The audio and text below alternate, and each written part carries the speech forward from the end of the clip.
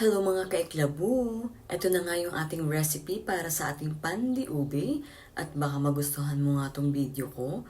Tara at panoorin mo na. Or baka katulad mo rin ako, mahilig sa ube. Ang una nga nating gagawin ay gagawa muna tayo ng dough. At ito na nga yung ating mga kakailanganin. Unahin muna nating ilagay yung ating 1/2 tablespoon na yeast, 1 cup na warm milk, 3 tablespoon na granulated sugar, 1 large na egg, 2 tablespoon na unsalted na butter, 4½ cups na all-purpose flour, at 1/4 teaspoon na salt. Gumamit na rin pala ako dito ng electric mixer para mapabilis yung pag-smooth ng ating dough dito. Actually, pwede rin naman talaga siya masamasahin kapag ka marami pa kayong time. Kapag ka na-notice nyo na smooth na yung ating dough dito, i-transfer lang natin to sa ating mixing bowl. Maglagay na rin kayo ng kahit konting oil dyan sa mixing bowl. At i-rest muna natin to ng mga 1 hour at takpan nyo na rin ng tela. Para naman sa paggawa ng peeling, mag-ready rin tayo dito ng 1/4 cup na light brown sugar, 1/2 cup na breadcrumbs, 1/2 cup na all-purpose flour, 1 teaspoon na baking powder, 1/4 cup na milk, at naglagay rin ako dito ng 2 tablespoon na unsalted na butter. Tapos halu-haluin lang muna natin to.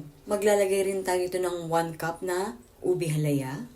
Pagka nailagay na natin yung ating ubi halaya dito, ay halu-haluin natin at masamasahin na rin natin to. At maglalagay rin tayo dito ng 1/2 cup na all-purpose flour. Tapos masamasahin ulit natin to.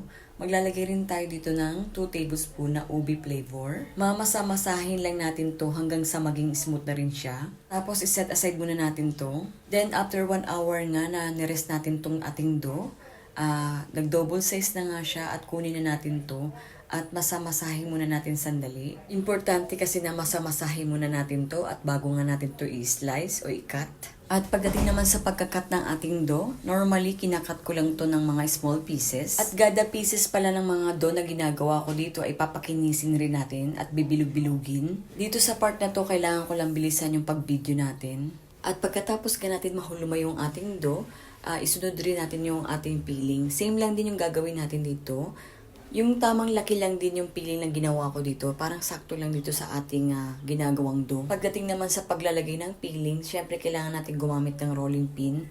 At ilalagay lang natin sa gitna yung ating peeling. At tatakpan natin to hanggang sa maging smooth yung ating dough dito. Dito naman sa part na to, medyo babagalan ko para maintindihan nyo kung paano ko ginagawa to. Importante kasi na masarado natin yung dough dito na maayos para naman kapag niluluto na natin tong ating mga dough ay hindi siya bubukas o bubuka. Sa umpisa lang talaga medyo mahirap gawin pero kapag nakabisado mo na ay madali na nga lang to. By the way, naglalagay pala ako dito ng konting flour. Pagdating naman sa pagsasara ng ating dough dito, dapat ganito ang itsura niya. Tapos i-rest muna natin to ulit ng another 30 minutes. At pag nagre-rest pala tayo ng mga dough natin, dapat tinatakpan natin to ng plastic. Bago naman natin to i-bake, dapat binabrush natin siya ng egg wash. By the way, ito nga pala yung ating egg wash. Meron nga tong egg yolk at saka fresh milk. At pagdating naman sa pagbe-bake nito, dapat naka-preheat na ang inyong oven ng 170 degrees Celsius.